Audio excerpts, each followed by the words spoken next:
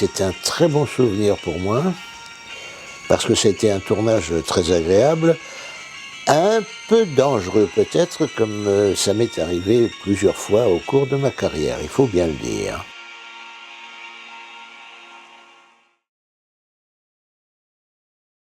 Je suis le patron d'un hôtel borgne, effectivement, dans lequel Alain Delon s'est réfugié pour lutiner une femme de mauvaise vie, parce que je crois qu'il sortait de prison et que, pour une fois, il le dit d'ailleurs à un moment à cette fille, elle dit « Ah, si tout le monde était comme toi », il dit bah, « C'est bien la première fois que je paye pour ça ».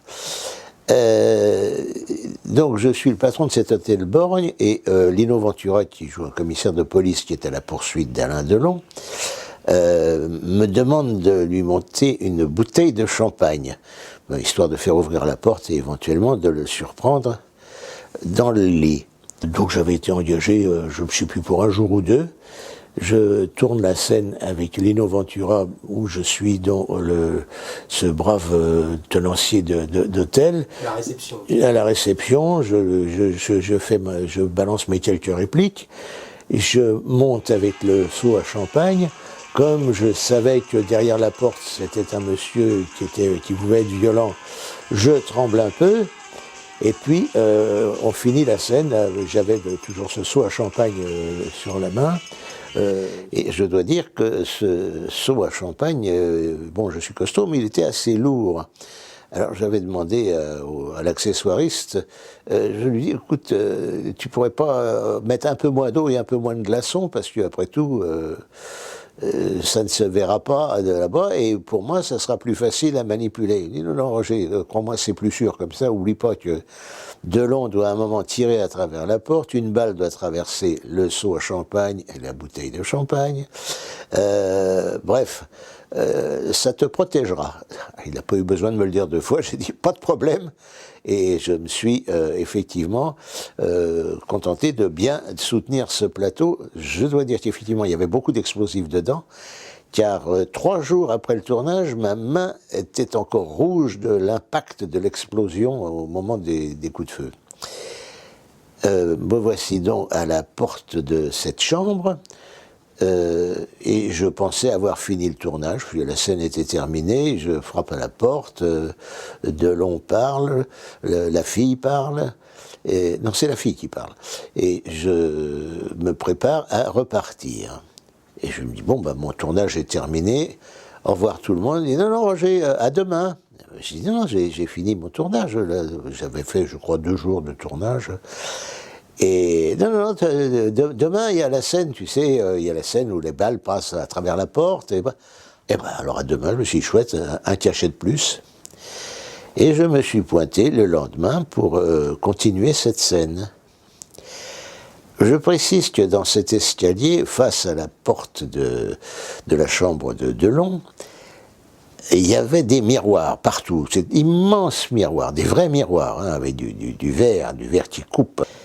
Là, au moment où les balles passaient à travers la porte et une traversait le seau à champagne et éventuellement la bouteille de champagne, il y avait un accessoiriste avec un fusil pneumatique, j'imagine, enfin qui était alimenté par l'immense bouteille, je ne sais pas si c'était de l'air comprimé ou de l'oxygène ou quoi, qui balançait des billes d'environ 2 cm de diamètre sur les miroirs face à la chambre.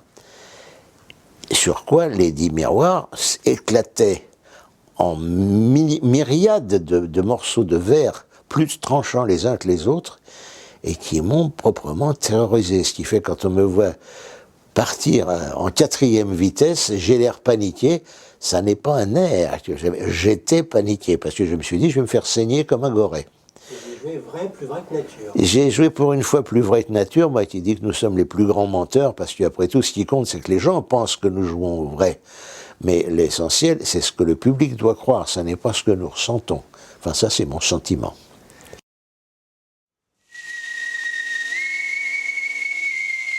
Oh bah, Lino était un être adorable, un immense professionnel, mais nous avions je ne dirais pas un défaut, mais un petit faible, c'est que quand nous parlions tous les deux, c'était de cuisine. On échangeait des recettes, parce que il était, comme on dit trivialement, il était de la gueule, moi aussi, et on s'entendait très bien là-dessus. Taisez-vous, laissez, non, répétez, allons.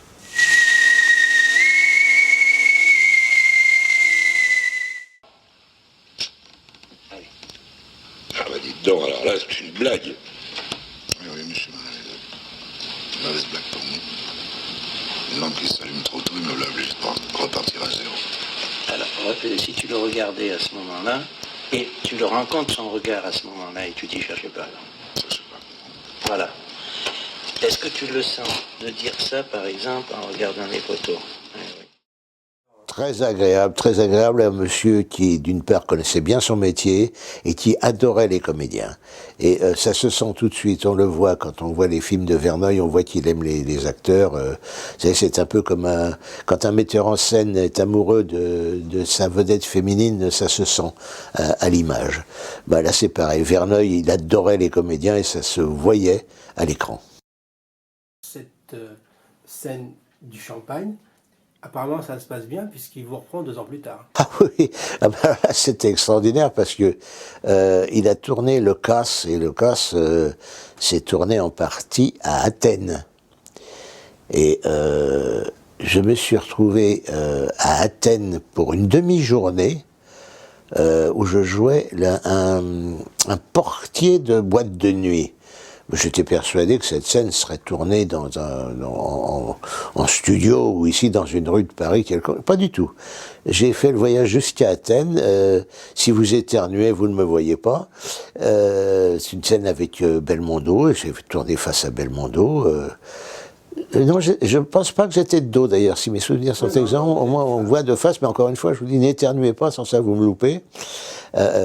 Et quand j'ai terminé la scène, je me souviens encore de Verneuil qui m'a fait « ça fait un beau voyage hein ?» Et puis voilà, c'est vous dire s'il aimait bien les comédiens, parce qu'il m'avait fait faire le voyage jusqu'à Athènes. Je pense très honnêtement qu'il pouvait prendre n'importe quel Athénien pour jouer ce portier d'hôtel, quitte à le doubler par la suite.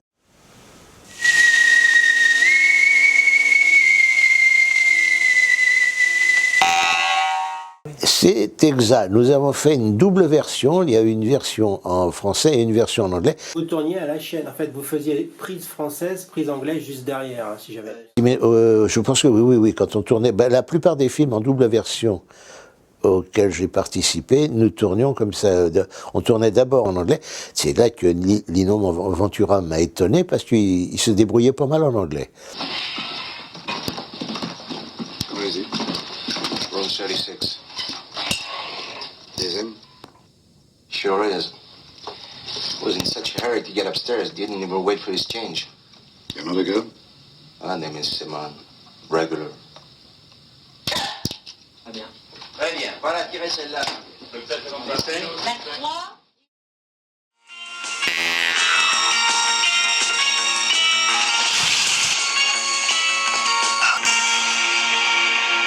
Non, c'était formidable de se trouver face à Lino Ventura. Et puis Delon, bon, je lui parlais pas vraiment directement parce que je le retrouvais derrière une porte.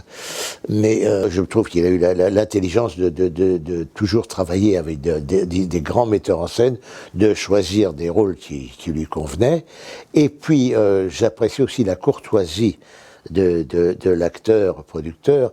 Et pour vous raconter une simple anecdote, quand il m'arrivait de manger dans un des studios, dans une des cantines des studios, ce qui m'arrivait comme je tournais assez souvent dans les studios parisiens, si j'étais assis à la cantine à une table et que Alain Delon entrait dans cette cantine, s'il me voyait à une table, il se dirigeait vers moi pour me saluer. Chapeau. C'était pas l'inverse qui se produisait, c'était pas moi qui me précipitais. Non, du tout. C'est la classe, quoi. La classe.